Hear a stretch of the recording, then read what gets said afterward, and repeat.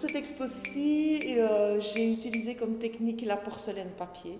Ce sont des assemblages, des coulinges, des moulages, des modelages de porcelaine papier et puis qui sont colorés avec des pigments.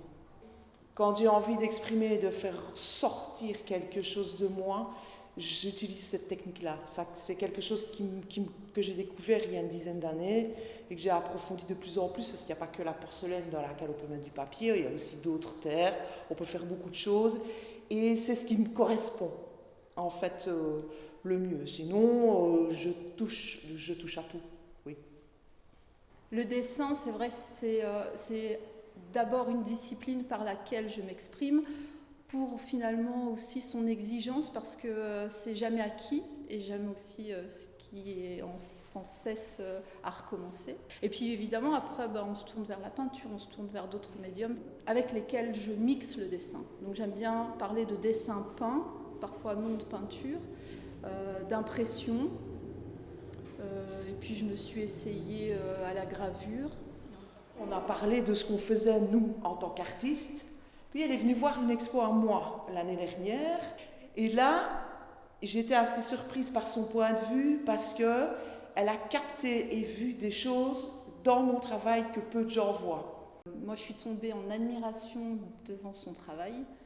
Et on a partagé au cours d'une conversation des inspirations communes. Et donc après, elle m'a gentiment fait part de son invitation. On voulait dès le départ que ce soit une exposition où on se répond. Pas comme d'habitude, le peintre qui a les murs et le céramiste qui a le sol, et voilà, et on expose chacun dans son coin et on ne se concerte pas. Et ce qui nous a liés au départ, c'est cette unité de ton. Les teintes nous plaisaient. Donc j'ai eu envie de répondre, moi, à ces fous aux pieds bleus. Et puis on s'est aperçu qu'en fait on déteste les oiseaux toutes les deux, qu'on en a peur en fait. Donc voilà, on est parti sur plein de délires comme ça. J'ai une vieille cage à pigeons là que j'ai retrouvée. J'ai toujours voulu faire quelque chose avec cette cage à pigeons, c'est une vraie. Donc là j'ai trouvé de quoi aussi. Il y avait le lien avec l'oiseau, le lien avec j'avance, le lien avec la liberté, le lien avec je sors de moi, je sors ce que j'ai de moi finalement.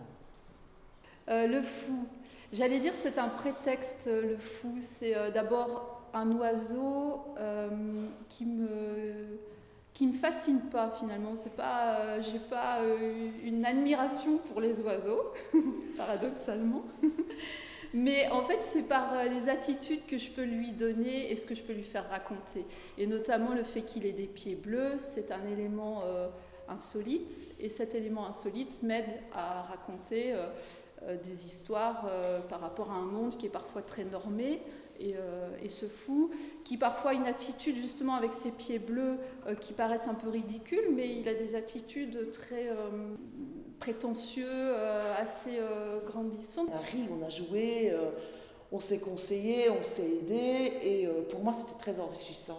Et c'est toujours ces rencontres-là, en fait ça booste le fait d'exposer ou d'avoir une autre rencontre, ça booste très très fort, ça donne envie d'avancer, de retourner dans son atelier travailler. Parce qu'on a encore envie de travailler ensemble. Donc cette rencontre fait que, voilà, il y a une suite, on avance.